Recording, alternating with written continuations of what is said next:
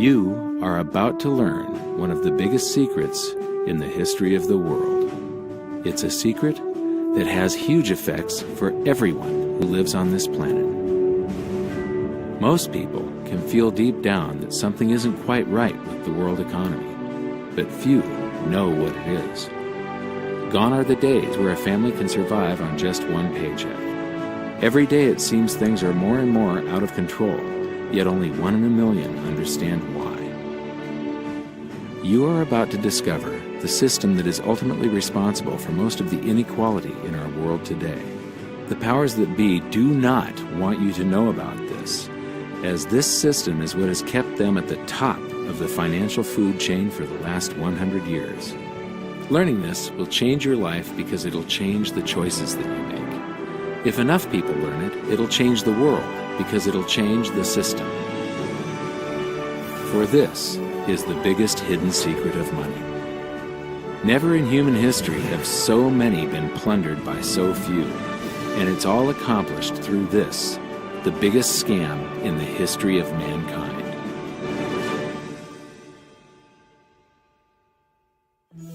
They say that money doesn't grow on trees, but the truth is that the modern banking system creates currency far faster than trees can grow. Most people don't have a clue how currency is created.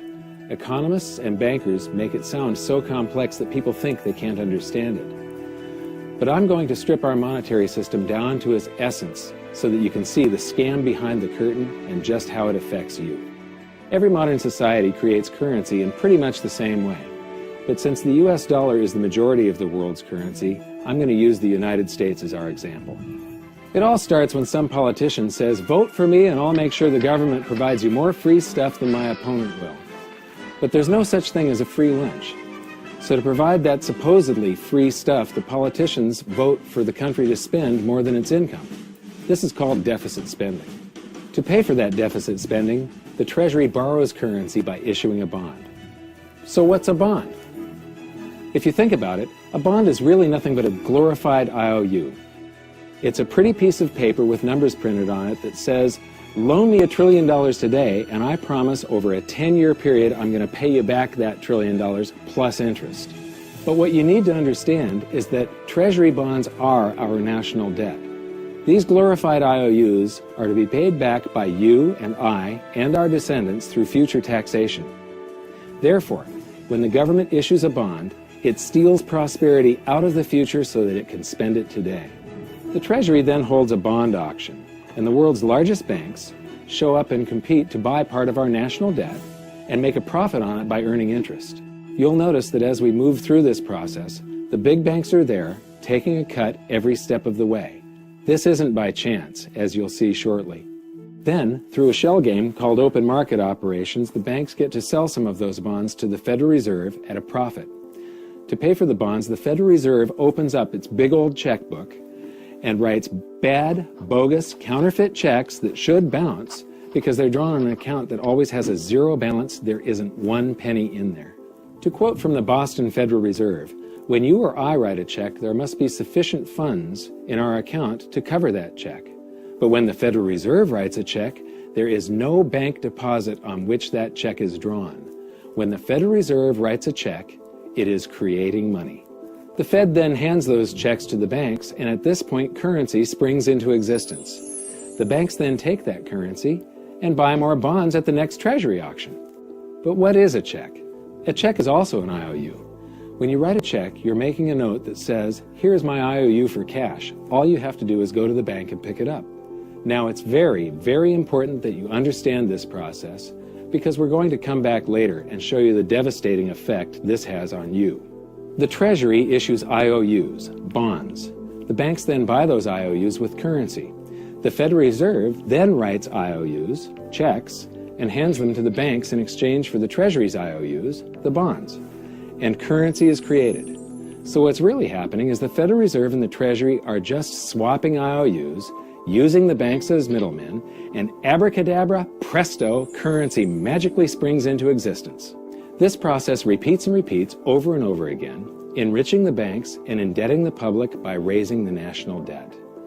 The end result is that there's a buildup of bonds at the Federal Reserve and currency at the Treasury. This process is also where all paper currency comes from. The Federal Reserve and the government mistakenly call it base money because they didn't watch episode 1 of this series and they don't know the difference between money and currency. But I will correctly refer to it as base currency because it is not money. It is currency, and as we've learned, there is a big difference. Money has to be a store of value and maintain its purchasing power over long periods of time. We learned in episode 1 that earlier in our history, our paper currency was just a claim check. It was a representation for real money of intrinsic value, the gold and silver that was held on deposit at the Treasury. You could walk into any bank and slap your currency, like say a $20 bill, on the counter and redeem it for real money, a $20 gold piece. But now, this base currency that's piling up back here is really nothing but a receipt or a claim check on an IOU, that bond. So it's really nothing but a supply of numbers. The Treasury then deposits the newly created currency into the various branches of the government, and the politicians say, "Hey, thanks for that." And the government does some deficit spending on public works, social programs, and war. The government employees, contractors, and soldiers then deposit their pay in the banks. Now, this may come as a shock to you, but when you deposit your currency with the bank, you're not actually depositing it into an account to be safely held in trust for you. Instead, you're actually loaning the bank your currency, and within certain legal limits, they can do with it pretty much anything they please. This includes gambling in the stock market and loaning it out, at a profit, of course. Now this is where the machine of currency creation really gets cranking, because this is where something called fractional reserve lending comes into play. Fractional reserve lending is exactly what it says. The banks are allowed to reserve only a fraction of your deposit and loan the rest out. Although reserve ratios may vary, I'm going to use a 10% reserve ratio as our example. If you deposit $100 in your account, the bank can legally take $90 of it and loan it out without telling you. The bank must hold $10 of your deposit in reserve just in case you want some of it. These reserves are called vault cash. But why does your bank account still say you have $100 if the bank has stolen $90 of it? Because the bank left IOUs it created, called bank credit, in its place. Now I know this sounds crazy, but here it is in black and white from the Fed. Commercial banks create checkbook money when they grant a loan simply by adding new deposit dollars in accounts on their books in exchange for a borrower's IOU. These are nothing but numbers that the banks type into their computers.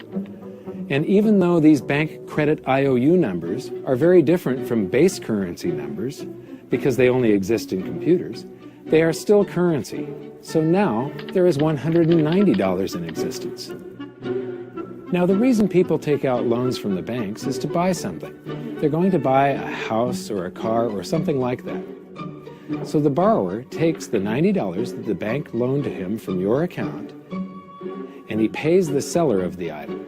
But then the seller deposits that currency into his account, and his bank loans out 90% of that and leaves bank credit numbers in its place. So now there's $271 in existence. This process repeats and repeats until under a 10% reserve ratio, an initial deposit of just $100 can create up to $1,000 of bank credit, all backed by $100 of vault cash, just 10%. But as I said, reserve ratios vary wildly. On some deposits, it's 10%, on others, it's 3%, and on some forms of deposits, reserve requirements are 0. The result is that the expansion of the currency supply by the banks is far greater than even this example would lead you to believe. So once again, when currency is deposited in the banks get to lend it out, and then it gets redeposited and relent, redeposited and relent, redeposited and relent over and over again, creating bank credit all the way. This is where the vast majority of our currency supply comes from. In fact, 92 to 96% of all currency in existence is created not by the government, but here in the banking system. Now, massive amounts of currency spewing into society may at first sound like a fun idea. That is, until you remember one of the most important hidden secrets of money from episode 1, that the prices of everyday goods and services act as a sponge on an expanding currency supply. The more currency we have, the more prices rise. This is where inflation comes from. The true definition of inflation is an expansion of the currency supply. Rising prices are merely the symptom. So our entire currency supply is nothing but a couple of bucks whipped up in this hocus-pocus scam where the Treasury and the Federal Reserve swap glorified IOUs, and a bunch of numbers that the banks just type into their computers. That's it. That's our entire currency supply. It's nothing but a supply of numbers. Some of them printed, most of them typed, and there is nothing else. But if you thought that was crazy, get ready to enter the twilight zone of modern economics. We work for some of that currency supply. True wealth is your time, but we trade away moments of our lives, hour by hour, day by day, and year by year, for numbers that somebody printed on pieces of paper or just typed into a computer. Now those numbers represent our blood, sweat, tears, labor, ideas, and talent. We are what gives the currency its value. But here comes the really cruel joke. We work hard so that we can save some of that currency, so that we can pay the tax collector. In the United States, it's known as the IRS. They then turn it over to the Treasury so that the Treasury can pay the principal plus interest on that bond that the Federal Reserve bought with a check drawn on an account that has nothing in it. Now let's do a recap on this section, because this is where the system begins to rob you and I on a massive scale.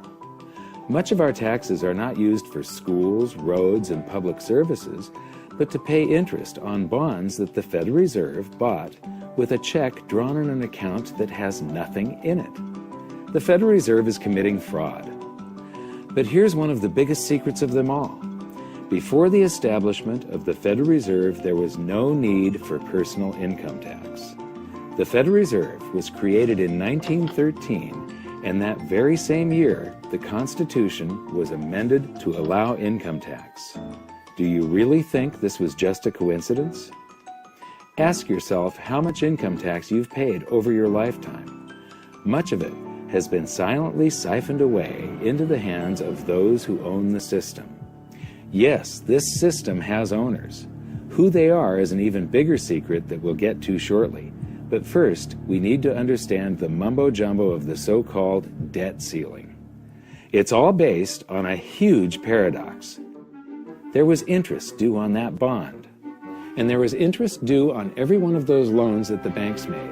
That means that there is interest due on every dollar in existence. Let me ask you something. If you borrow the very first dollar into existence, and that's the only dollar that exists on the planet, but you promise to pay it back plus another dollar's worth of interest, where do you get the second dollar to pay the interest? The answer is that you have to borrow that one into existence and promise to pay it back with interest as well. So now there are $2 in existence, but you owe $4, and so on and so on. The result is there's never enough currency to pay the debt. There is always more debt in the system than there is currency in existence to pay the debt. Therefore, the whole system is impossible. It is finite. It will come to an end one day. What would happen if the government stopped borrowing to do deficit spending? Are the payments on those treasury bonds going to stop? What would happen if the public stopped borrowing and going deeper into debt? Are your house and car payments going to stop? No. There is a payment due every month on the principal plus the interest on every dollar in existence, and those payments do not stop. If we stop borrowing, then no new currency is created to replace the currency that we used to make those payments. Whether you're making a payment on a loan or paying tax to make a payment on a bond, the portion of the payment that goes to pay off the principal extinguishes that portion of the debt. But the debt also extinguishes the currency. Currency and debt are like matter and antimatter. When they meet, they annihilate each other. If we just pay off the principal only on all the loans and bonds that exist, the entire currency supply just vanishes. So if we don't go deeper into debt every year, look what happens. The whole thing goes into a deflationary collapse under the weight of those payments. Politicians and pundits alike talk about balancing the budget, paying down the debt, and living within our means. They don't understand that that is deflationary. It is impossible to do under our current monetary system without collapsing the whole economy. This is why any talk of a debt ceiling is not only ridiculous, it's delusional. The system is designed to require ever-increasing levels of debt just to continue. And that's why politicians will always kick the can down the road and raise this so-called debt ceiling over and over again until the whole system finally collapses under its own weight. In other words, they don't want it to collapse on their watch. The Founding Fathers of the United States knew the dangers of central banking and fought to free themselves from this very thing. The Revolutionary War started out as a tax revolt, but now we must pay tax just to have a monetary system. Having just suffered through the hyperinflation of the continental dollar, which was printed into oblivion to finance the Revolutionary War, they understood the dangers of fiat currency and debt-based monetary systems. So to protect future generations from institutional theft and out-of-control government, they wrote into the Constitution that only gold and silver can be money for the simple fact that you can't print them. Our current system is not only unconstitutional, but it robs us of the liberty and prosperity our forefathers fought and died for. We are all feeling the effects of ignoring the Constitution right now. By forcing more currency into circulation, our purchasing power is diluted. Inflation is a slow and insidious stealth tax that is simply the result of this debt-based monetary system. This system empowers and benefits those who create the currency and receive it first, as they get to spend it into circulation before it has an effect on the economy. They're stealing purchasing power from you and transferring it to the banks and the government every hour of every day because of this false monetary system. And it's not like the people at the top don't know this. To quote the Federal Reserve, the decrease in purchasing power incurred by the holders of money due to inflation imparts gains to the issuers of money. This is a fraud. It is a pyramid scheme, it is a Ponzi scheme, it's a scam, and it's a lie. Our entire monetary system is nothing but a form of legalized theft. But here's the biggest con job of them all. The Federal Reserve is not federal, it has stockholders. There is no federal agency that has stockholders. What's a stockholder? A share of stock represents a percentage of ownership in a corporation. So the stockholders are the owners of that corporation. Therefore, the Federal Reserve is a private corporation with owners. And you can see it for yourself if you go to the Federal Reserve's website, and it will say, the stockholders receive an annual dividend of 6%. Now we know that the stock in the Federal Reserve was originally issued to the largest banks in the United States. But because of mergers and acquisitions through the years, you can't actually trace who owns the stock in the Federal Reserve. That's a very closely guarded secret. My guess would be that the owners are those primary dealers, the banks that get to make a profit by selling part of our national debt, those bonds, to the Federal Reserve, who buys them with a check from nothing. Then we pay tax to pay the principal and the interest on those bonds so that the Federal Reserve can pay the banks a 6% dividend. Don't be alarmed if you don't quite comprehend the deception of this system at first glance.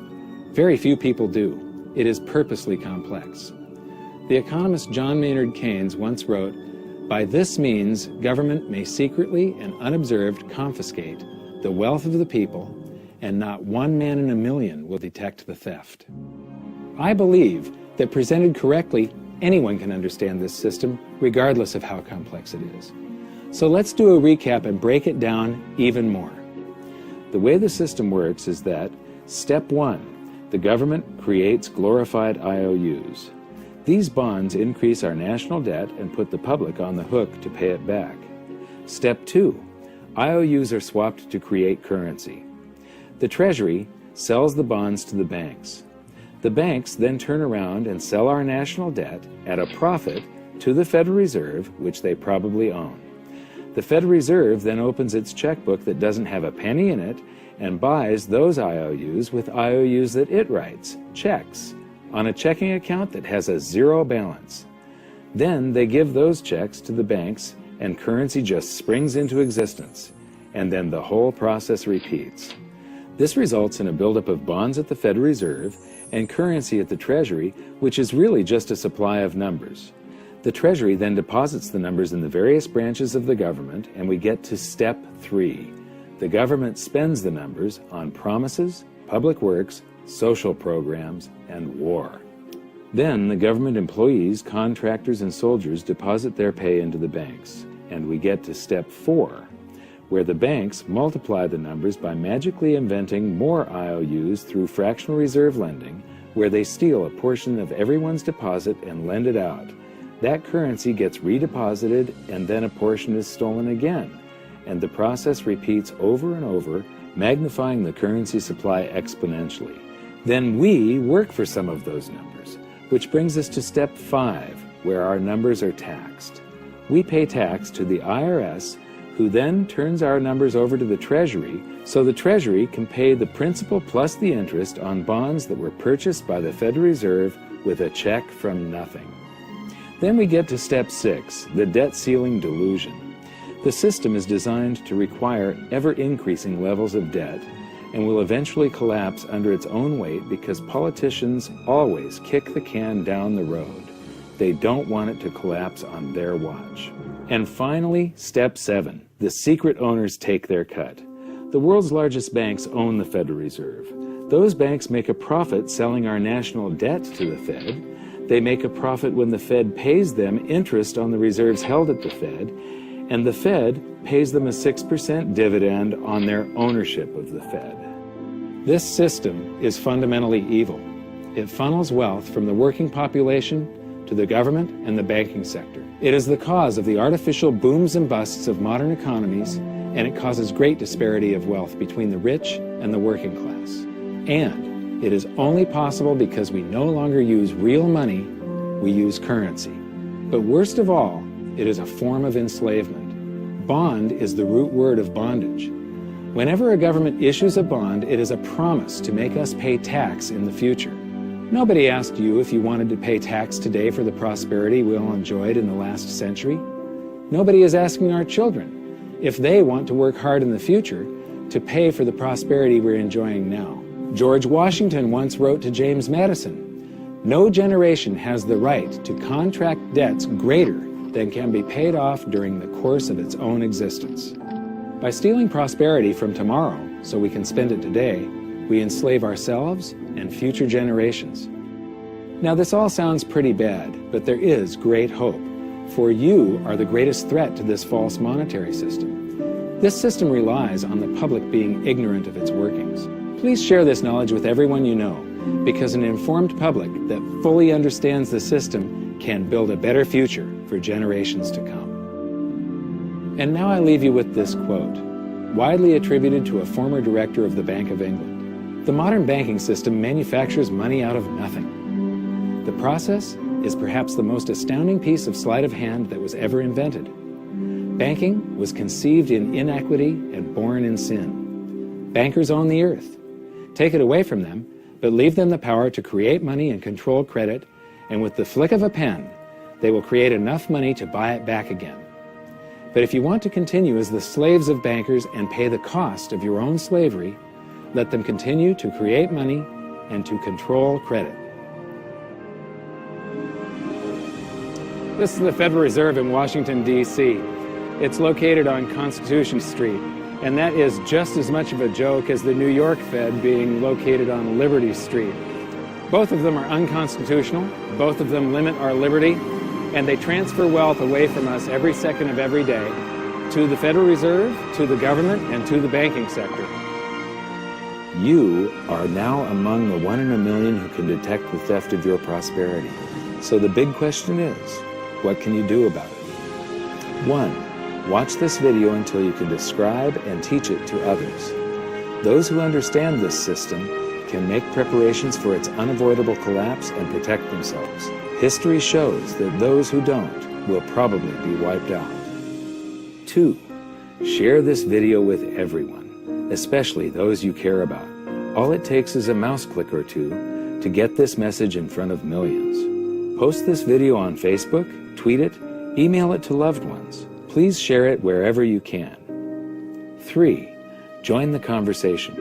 The current world monetary system is based on a 300-year-old design meant to enrich a few at the expense. I think your episode 4 is very beneficial, very helpful. It's going to introduce these ideas to a lot of people. And like I've just been talking about, we have to change people's mind. And the more they understand it, the better. And I think we're at this point now where more people in the last several years, 4 or 5 years, have thought about the Fed than they ever have in the previous 95 years. So I think an explanation and diagrams to show it is very helpful, because quite frankly, they're not going to get it in their grade school. They're not going to get it in their high schools. They're not going to get it in college unless they're in a very rare circumstance to understand how this works. You know, for years before I got involved in really studying gold and some of the things I write and talk about today, I was a monetary economist for decades. You know, in your video, you talk about the primary dealers. I was chief counsel and chief credit officer, one of the largest primary dealers for 10 years. So I had an inside seat on the Treasury market and have the privilege of working with several former vice chairmen of the Board of Governors, Manley Johnson and David Mullins, going back to the 80s and 90s. So I'm very immersed in what you were talking about, and I thought it was extremely accurate, extremely clear. I didn't think you were stretching on any points. It was really like something out of a PhD course, except that it was very easy to understand. I think it's accessible. I think we're seeing a little bit of a revolution in communications in the following sense. You know, as you point out, the Fed was created in 1913. Well, in 1913, there was no web, there was no YouTube, no Twitter. There was really no one to kind of stand up and oppose the Fed or call them out, if you will, or really get into a discussion that everyday Americans could follow. That's not true now with social media and everything else. You can reach out to millions and tens of millions of people and tell them what's going on. I think you've done that. You've done it successfully. I applaud it. I think this is a great video. I look forward to seeing it again. I know millions of people will enjoy it. Well, as we know, the Federal Reserve believes it can create money out of thin air, not realize money is supposed to represent real products and services. And what people don't realize is when the Fed does that, in effect, as Keynes pointed out, it's a form of taxation. It's a form of confiscation. And because people don't see it, the politicos get away with it, but it also undermines social trust. It just is corrosive throughout society. We're going to have a lot of turmoil in the coming years, but it's going to be the kind of turmoil that leads to positive things. So don't despair. Get out there and fight, because the tide is going to turn. This is going to be the statist's last stand.